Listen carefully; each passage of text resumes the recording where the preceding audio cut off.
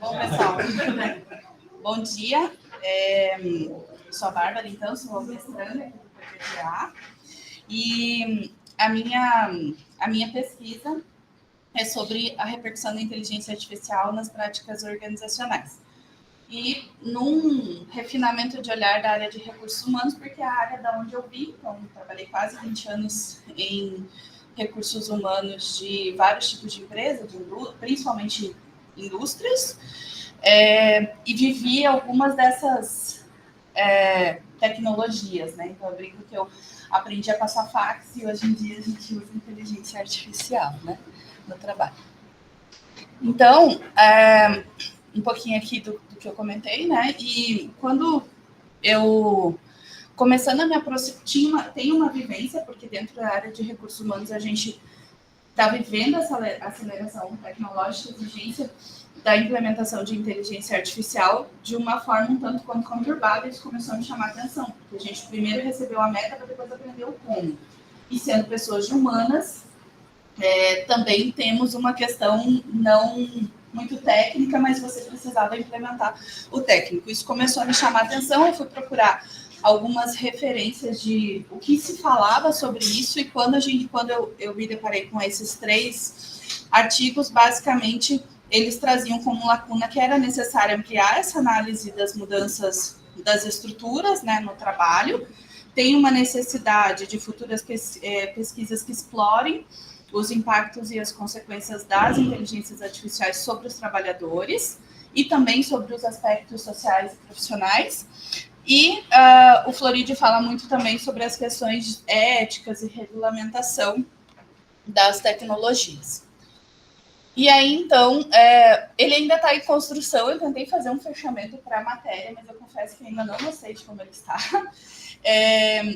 Mas, de certa forma, a ideia é essa, é olhar essa repercussão da inteligência artificial com a ideia de compreender esse cenário, né, dos profissionais. E por que profissionais também de recursos humanos? Porque, entendendo, dentro do artigo, né, eu fiz a contextualização de trabalho de recursos humanos e inteligência artificial, porque em uma das definições dos recursos humanos é justamente ele como um equilibrista entre pessoas e organização. Então, justamente pelo RH ser esse mediador dos interesses do negócio e da preparação das pessoas ou dos profissionais, e ser a minha área de afinidade, eu refinei esse olhar, até porque boa parte da capacitação das pessoas também vai cair depois para o RH preparar, treinar, né, e avaliar. Então, a ideia é de compreender esse cenário, mapear essas principais transformações dentro quando se incorpora, e depois analisar essas repercussões nas práticas organizacionais, conforme aquelas lacunas que ainda não se tem muito bem trabalhado. Tem muita oportunidade de discutir o tema nesse sentido.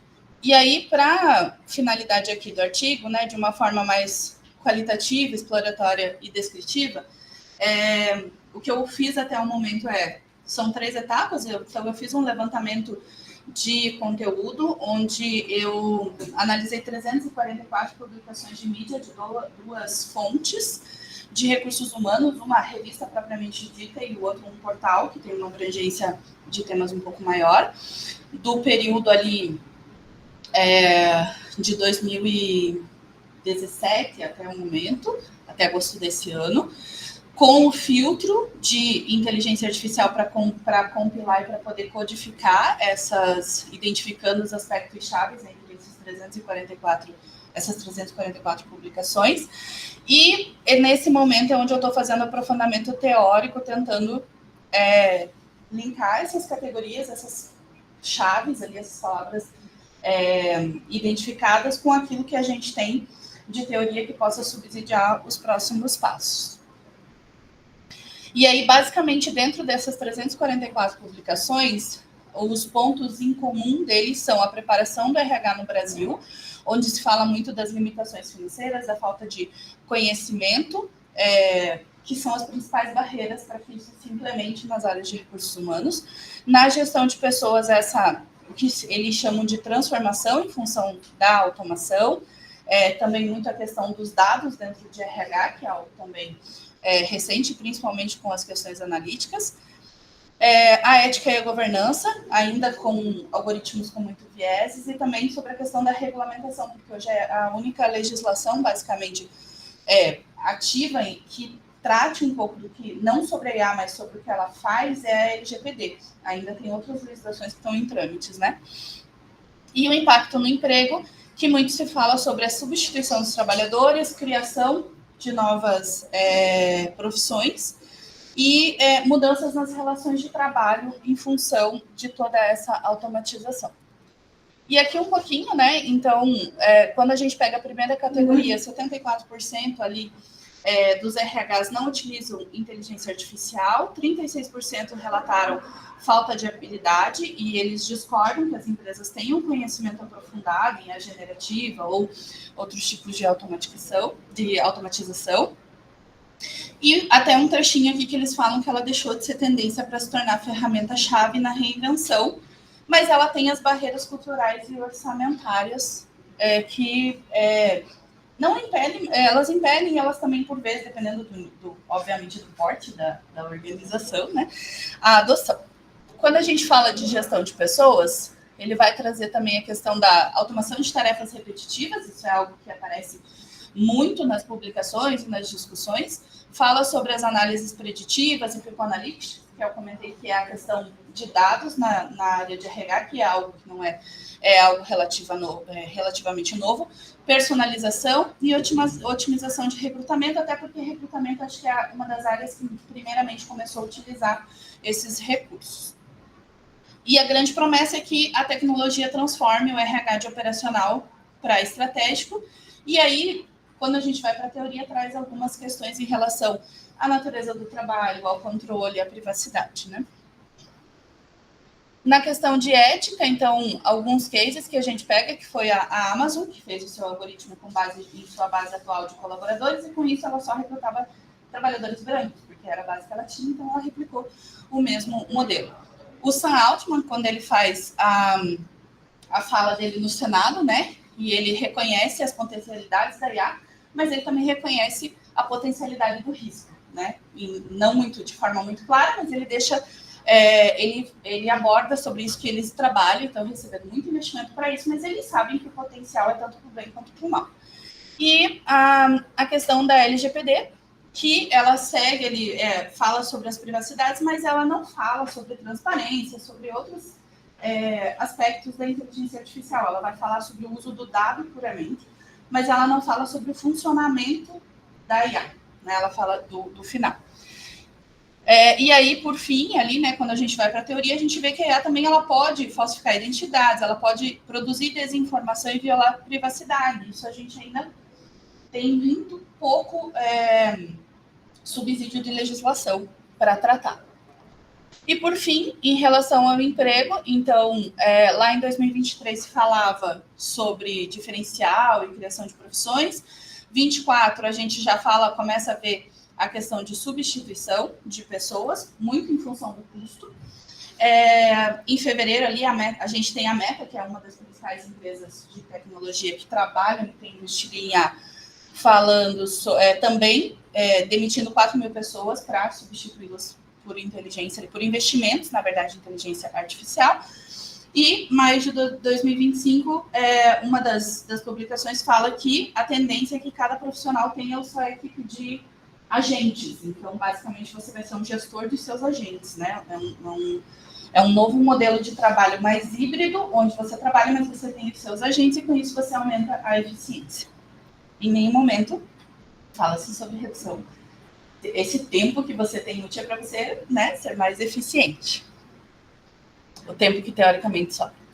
E aí, a gente tem algumas das análises, né, olhando as teorias da administração, a gente vê que elas começam lá no início do século XX, elas vêm até ali, meados da década de 90, mas que o Taylorismo ele vai permeando sobre todos os conceitos, né?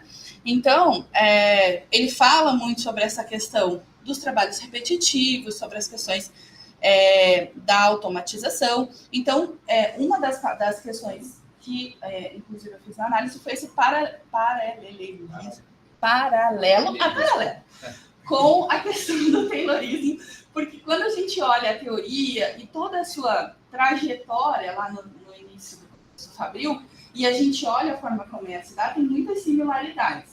Então, uma das possibilidades futuras, antes do professor, né, para onde vamos, é justamente uma dúvida de para onde vamos nesse sentido, porque o Taylorismo se mostrou uma possibilidade de trabalhar esse olhar da tecnologia, uma vez que ele é uma das principais teorias da administração, inclusive quando você vai definir a administração, né?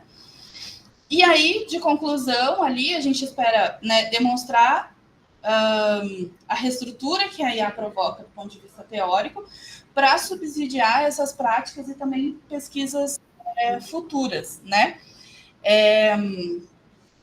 E aí até coloquei aqui que é justamente aprofundar essa compreensão das mudanças estruturais e as implicações, que é o que está lá, né? No texto do trabalho, que é essa repercussão em relação a essa dinâmica, porque como a gente viu, ele permeia ali a gestão de pessoas, o futuro do trabalho, né? A ética e as condições de trabalho por fim. Acho que é isso. Obrigado, Bárbara. Perguntas, gente? Tem uma pergunta. Como é que você pretende? Você quer prospectar o que vai acontecendo, ou tentar antecipar o que vai acontecer no futuro? Como você está pensando em fazer isso? Então, na verdade, eu ainda estou em discussão e até agradecendo ao pessoal que revisou, porque me colocou mais dúvida na cabeça. E eu já não gostei da versão final, já comecei a mexer em tudo de novo. Mas a ideia aqui é o que a gente vê, e eu participo de pelo menos 70 grupos de RH, e o que a gente vê é que as pessoas estão sem direcionamento do que exatamente fazer. Você tem o hype, que automatiza, você está na frente, você tem tecnologia, você melhora o trabalho e a eficiência. Mas tem aí um hiato entre a relação trabalho-trabalhador. Então, a ideia daqui para frente é selecionar qual teoria para onde vamos, né? Então, eu até anotei aqui algumas teorias que eu estou olhando, e inicialmente tinha pensado em trabalhar a teoria Thor-Hege, pelo fato de ter a relação humana ali e o artefato. Mas o Taylorismo e o gerencialismo também dá para fazer discussão, a subjetividade, talvez, junto com o gerencialismo, e, por fim, agora até por orientação do meu orientador, eu estou me aproximando e tentando entender um pouquinho de, eu não sei como fala, se é Shiitake, que é teleologia. Ele fala das práticas integrativas ou estruturas teleoafetivas. Basicamente uma categorização. Então, agora, de próximo passo é entender qual ponto, porque tem muita coisa, e aí dentro até das contribuições ali que eu coloquei de oportunidade de pesquisa, tem muita coisa, porque é um tema que, apesar de emergente, ele ainda não tem essa... Talvez do ponto de vista de tecnologia ele tenha bastante estrutura, mas do ponto de vista de gestão de pessoas e trabalho tem muito gap. Então, agora é definir qual é o foco, definir a teoria para poder avançar, mas no sentido de contribuir teoricamente para subsidiar essas futuras decisões. Não tanto Negroponte para tentar adivinhar, mas mais para apoiar o que essa aproximação com os profissionais tem visto que eu estou fazendo, mas eu estou perdido e não tem exatamente assim uma direção ou um pouco mais de subsídio de consistência para fazer o que eu vou fazer. Perfeito. Obrigado, Bárbara.